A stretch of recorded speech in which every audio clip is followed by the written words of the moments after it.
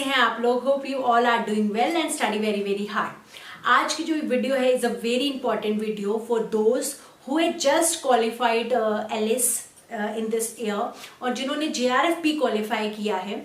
मैं इसलिए एलिस बोल रही हूँ कि JRF वाले तो सोचते हैं ना कि ठीक है हमें सब कुछ मिल गया, पर जो लोग एलिस क्वालिफाई किए हैं उनके लिए ये वीडियो बहुत अच्छी होने वाली है, क्योंकि आप एलिस के ही थ्रू कौन सी गवर्नमेंट जॉब्स में जा सकते हैं। आप PhD प्लानिंग कर रहे हैं, बहुत अच्छी बात है, वो साइड में रखिए। अगर उसके साथ आपको एक अगर अच्छा असिस्टेंट प्रोफेसर बनने को मिल जाए तो क्या बुरा है ना। तो आज मैं वो जॉब्स आपके सामने डिस्कस करूंगी, ठीक है, जिनके फॉर्म निकले हैं और निकलने वाले हैं। वो पोस्ट जिनसे आप में कोई पॉलिटिक्स नहीं होने वाली, कोई भी ये नहीं होने वाला कि इस यूनिवर्सिटी में इतनी सीट फिक्स थी, वहां पे अपना कोई चल रहा, ऐसा कुछ भी नहीं है। आपकी एलिजिबिलिटी के अकॉर्डिंग अगर आपने रिटन टेस्ट क्वालिफाई किया, आपने इंटरव्यू क्वालिफाई किया है, तो आपको वो जो पोस्ट मिले that is very very important, और वो बहुत कम होता है यूनिवर्सिटीज के अंदर। तो आज मैं उन्हीं पोस्ट के बारे में इस वीडियो में डिस्कस करूंगी, ठीक है। हमारा सब्जेक्ट केमिस्ट्री है, अगर आपको कोई और सब्जेक्ट है और आप इस वीडियो को देख रहे हो तो आप वो सब्जेक्ट के लिए कर सकते हैं, ठीक है। तो आज मैं 3 बहुत इंपॉर्टेंट और बहुत अच्छी जॉब्स बता रही हूँ जिनका पे स्केल 70,000 40,000 होता है, ठीक है। सबसे पहले हम करेंगे जो मेरे को सबसे बढ़िया, मेरी पर्सनल फीलिंग है कि अगर आप CSI नेट क्वालिफाई करते हो, आप इतना अच्छा पढ़ते हो, तो मैं ये चाहूंगी कि आप 11th-12th को ना पढ़ाओ, आप 10th को नहीं पढ़ाओ। मैं ये नहीं कह रही हूँ कि 10th को पढ़ाना या 11th को पढ़ाना बुरा होता है, पर जब आप एक MSc लेवल आपने CSI नेट क्वालिफाई किया है तो यू शुड बी कि आपकी किसी डिग्री कॉलेज में पढ़ाओ, आप किसी यूनिवर्सिटी में पढ़ाओ। तो उसके लिए जो सबसे अच्छी जॉब्स हैं वो है ये दोनों, ठीक है। मैंने यूपी लिखा हुआ है क्योंकि ये उत्तर प्रदेश की हैं और ऐसी हर स्टेट की निकलती हैं। जैसे HP है, हिमाचल प्रदेश के लिए निकलेंगी, ठीक है। राजस्थान की है, राजस्थान की भी निकलती हैं। इस समय ये वाली पोस्ट जो higher education service commission Allahabad वाली है, ये निकलने वाली है इन फरवरी और मार्च। हमें उसके लिए प्रिपेयर करना है, तो हम कैसे प्रिपेयर करें। और एक और क्वेश्चन आता है आप लोगों का, क्या मैम हम दूसरे स्टेट के हैं, क्या भर सकते हैं? Yes, you are most welcome. बहुत अच्छी पोस्ट होती है, बहुत अच्छी वैकेंसीज हो सकती हैं। आप अच्छे मार्क्स लीजिए, आप अच्छा रिटन क्वालिफाई करिए, you will definitely get it. उसका ये कोई नहीं है कि आप यूपी के हैं तो आपको प्रेफरेंस ज्यादा मिलेगी। आपका रिटन एग्जाम कैसे गया, इट इज वेरी इंपॉर्टेंट, ठीक है। यूपी में आपको कहीं भी पोस्ट मिल सकती है। इसमें होता क्या है, आपका रिटन क्वालिफाई होता है तो आपसे प्रेफरेंस पूछी जाती है 3 जगह की, कि आप कौन सी 3 जगह लेना चाहते हैं। जैसे आपने बोला मैं लखनऊ लेना चाहता हूँ, कानपुर लेना चाहता हूँ, आगरा लेना चाहता हूँ, तो उसके बाद आपके मार्क्स आपके इंटरव्यू के अकॉर्डिंग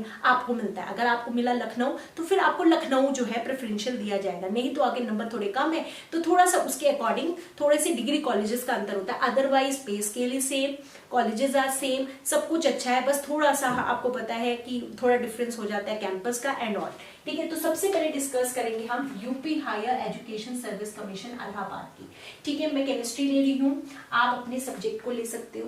देखो, इसको भरने की सबसे बड़ा जो रिक्वायरमेंट है, या तो आप PhD होने चाहिए आपके जो सब्जेक्ट है। जैसे मेरा केमिस्ट्री है तो या तो मैं PhD होनी चाहिए केमिस्ट्री में। अगर मान लो मैं नहीं हूँ, अभी तो मैं फ्रेशर हूँ, मैंने जस्ट MSc पास किया, बट मैंने CSI या नेट क्वालिफाई किया है, एलिस ही क्वालिफाई किया, JRF नहीं हुआ मेरा, पर एलिस है, तो भी आप इस फॉर्म को भर सकते हैं। और ये वाला फॉर्म निकलने वाला है, और ये जैसे ही निकलेगा मैं आप लोगों को जरूर कंफर्म करूंगा, जस्ट महीने में निकलने वाला है। तो उससे पहले हमें उसके लिए प्रिपेयर होना है। तो ये तो मस्ट है, BSc MSc के मार्क्स तो इंपॉर्टेंट है ही हैं डिवीजन, बट उसके लिए सबसे बड़ी एलिजिबिलिटी ही या तो PhD होने चाहिए या फिर आपका एलिस जो है क्वालिफाइड होना चाहिए, ठीक है। इसके बाद पैटर्न ऑफ एग्जाम, इसके मतलब आता क्या है। देखो, इसमें क्या होता है, 30 क्वेश्चन GS के होते हैं। GS में जनरल नॉलेज 2020 का, 21 का। तो उसके लिए आप क्या कर सकते हैं, अपनी जनरल नॉलेज इंक्रीज करिए, जनरल इंफॉर्मेशन कलेक्ट करिए, ठीक है। तो GS आता है 30 मार्क्स का, नेगेटिव मार्किंग नहीं होती, जो उसकी सबसे प्लस पॉइंट है इस एग्जाम का, कि इसमें नेगेटिव मार्किंग नहीं होती। और बाकी के 70 क्वेश्चंस हमारे किसके होते हैं, सब्जेक्ट के होते हैं। 2 मार्क्स का क्वेश्चन होता है हर, ठीक है। तो मैं ये कहती हूँ आप अपने सब्जेक्ट को स्ट्रॉन्ग करो। अब आप ये कहोगे मैम सिलेबस क्या होता है, क्वेश्चन पैटर्न क्या होता है। CSI नेट किया है ना आपने अभी क्वालिफाई, बिल्कुल वही पैटर्न होता है, बस हमें थोड़ा सा और क्या करना होता है। मैंने ये हमेशा बोला कि बेसिक कभी मत छोड़ो, हमेशा ठीक है आप हायर लेवल पढ़ो पर बेसिक कभी मत छोड़ो। तो बेसिक कॉन्सेप्ट्स को लेते हुए आपको इसकी तैयारी करनी है। GS ठीक है, वो तो अपना जनरल नॉलेज से इंक्रीज होगा। सब्जेक्ट के लिए अगर आपने CSI नेट क्वालिफाई किया है, बिल्कुल एग्जैक्टली वही सिलेबस, उल्टा थोड़ा सा तो कमी है। मैं इसके जो सिलेबस का PDF हमें डिस्क्रिप्शन बॉक्स में दे दूंगी, आप वहां से उसके प्रिंट आउट ले सकते हो उसके सिलेबस का। आप प्रिपेयर करो, अभी से शुरू करो। आपका भी LS क्वालिफाई हुआ है, बहुत अच्छी बात है, निकलने भी वाला, फिल करो, देखो, क्योंकि ऐसी पोस्ट जल्दी नहीं निकलती है and it is a very good opportunity. अगर आपने अभी LS किया है और आपका JRF भी है, वो लोग तो करेंगे करेंगे, इन्होंने LS भी किया है, वो ये फॉर्म जरूर फिल करने वाले हैं, सो दैट कि उनको पता चले अभी हमें और कितनी मेहनत करनी है।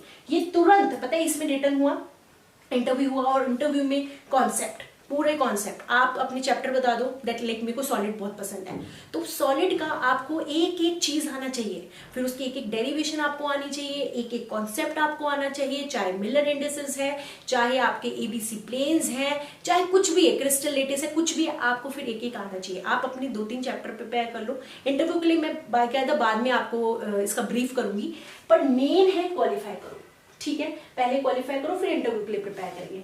ये तो हो गई जो ये पोस्ट जस्ट निकलने वाली हो, और आप अभी से प्रिपेयर करो इसको, और फॉर्म फिल करो और एग्जाम दो।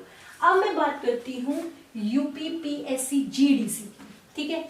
UPPSC सबका वही है, यूपी अपना हायर एजुकेशन कमीशन है, पब्लिक कमीशन है, ठीक है। ये है GDC, गवर्नमेंट डिग्री कॉलेज। देखो इसमें पोस्ट बहुत कम होती है, जैसे अभी ये निकला है, कई बच्चों ने इसे भरा भी होगा, ठीक है। इसमें भी यही होता है कि आपका ये नेट क्वालिफाई होना चाहिए, स्लैट या सेट भी होता है, ये भी एग्जाम क्वालिफाइड हो सकते हो।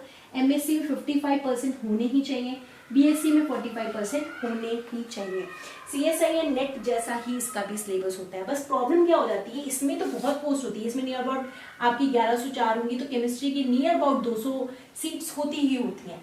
यहाँ पे सिर्फ पोस्ट होती है 4, और इसमें होता है 2 पार्ट में। इसमें तो आपका एक रिटर्न हो गया, देन सीधा इंटरव्यू, देन यू आर क्या कहते हैं आपको मिल जाएगा कि जहां पे भी आपको पोस्टिंग मिली है।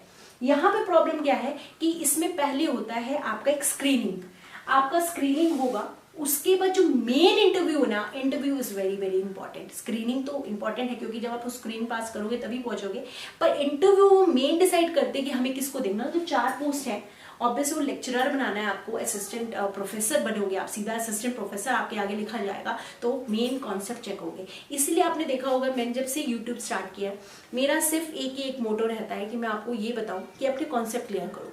अगर आपके कॉन्सेप्ट अच्छे हैं तो आप कहीं से भी रिएक्शन घूमिए, आप उसको घुमा ही दोगे, ठीक है। तो ये बहुत अच्छी जॉब है, बहुत अच्छी सैलरी है इसकी, परमानेंट जॉब है। देखो ये भी परमानेंट जॉब है, ये भी परमानेंट जॉब है, ये भी परमानेंट, कोई भी, ये मैं पूरी government job, permanent job, life secure jobs बता रही हूँ, सॉरी। तो ये हमारा, इसमें हमारा क्या है, CSI नेट तक का ही पढ़ना है, ठीक है। आपने बेसिक कॉन्सेप्ट्स को स्ट्रॉन्ग रखना है, तो आप इसको कर लोगे। इसमें भी ऐसे ही होता है, GS आता है, सब्जेक्ट के क्वेश्चंस आते हैं, 30 क्वेश्चन GS के होते हैं जो जनरल नॉलेज के होते हैं, और हमारे रिमेनिंग सब्जेक्ट के होते हैं। अगर मैं केमिस्ट्री हूँ तो केमिस्ट्री, आप कॉमर्स के हो आप कॉमर्स वाले भी भर सकते हो, सोशियोलॉजी वाले भी भर सकते हो, आप इसमें कोई भी सब्जेक्ट आपका है आप इसको फिल कर सकते हो। लाइफ साइंस के हो आप लाइफ साइंस का भर सकते हो, ठीक है। अब आप बात करते हैं GIC क्या होता है, इंटर कॉलेज मीन्स 11th-12th, ठीक है। वहां की रिक्रूटमेंट है, ये अभी जस्ट निकल के हटाएगी वाला जो फॉर्म, ठीक है। इसकी मिनिमम मैक्सिमम एज दोनों में यही है, 40 से तक सबकी है, आप भर सकते हैं आराम से। अब इसमें चक्कर क्या है, इसमें प्री और मेंस होगा, इंटरव्यू तो होना है, प्री और मेंस होगा, प्री ऑब्जेक्टिव होगा, ठीक है, ऑब्जेक्टिव, और जिसमें GS और सब्जेक्ट होगा, और मेंस होगा डिस्क्रिप्टिव, मतलब आपको रिटन करना है, क्योंकि आपको 11th-12th को पढ़ाना है, आपको लिखने आनी चाहिए रिएक्शन, है ना, आपको इक्वेशन बनानी आनी चाहिए। तो जो सेकंड पेपर आप ये जब क्वालिफाई करेंगे तब आप इस डिस्क्रिप्टिव के ऊपर जाएंगे। MSc वाले स्टूडेंट, मतलब इसमें कोई नेट की जरूरत नहीं है, कोई CSI नेट की जरूरत नहीं है। अगर आप MSc कर रखे हैं तो आप इस फॉर्म को बहुत आराम से भर सकते हैं। ये फॉर्म निकल चुका है, ये भी निकल चुका है, ये वाला निकलने वाला है, तो इसके लिए आप प्रिपेयर करें।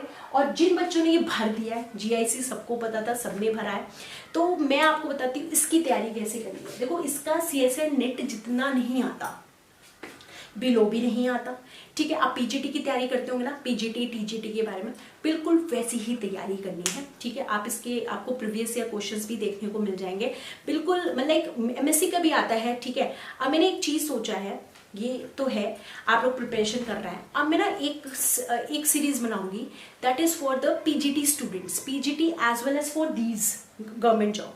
मैं आपको क्वेश्चंस करवाऊंगी, ठीक है, देखेंगे एक वीडियो में 10 क्वेश्चन 5 क्वेश्चन सॉल्व किया करेंगे। ये उन बच्चों के लिए है जो पीजीटी के लिए प्रिपेयर कर रहे हैं, टीजीटी के लिए प्रिपेयर कर रहे हैं, जीआईसी के लिए प्रिपेयर कर रहे हैं, इवन जीडीसी के लिए प्रिपेयर कर रहे हैं। उनके लेवल के क्वेश्चन रहेंगे, उसमें 1-2 क्वेश्चन जनरल नॉलेज के भी रहेंगे, ठीक है। तो वो सीरीज में प्लान कर रही हूँ स्टार्ट करने की, बाकी आप कमेंट करिए कि आई शुड स्टार्ट इट और नॉट, ठीक है।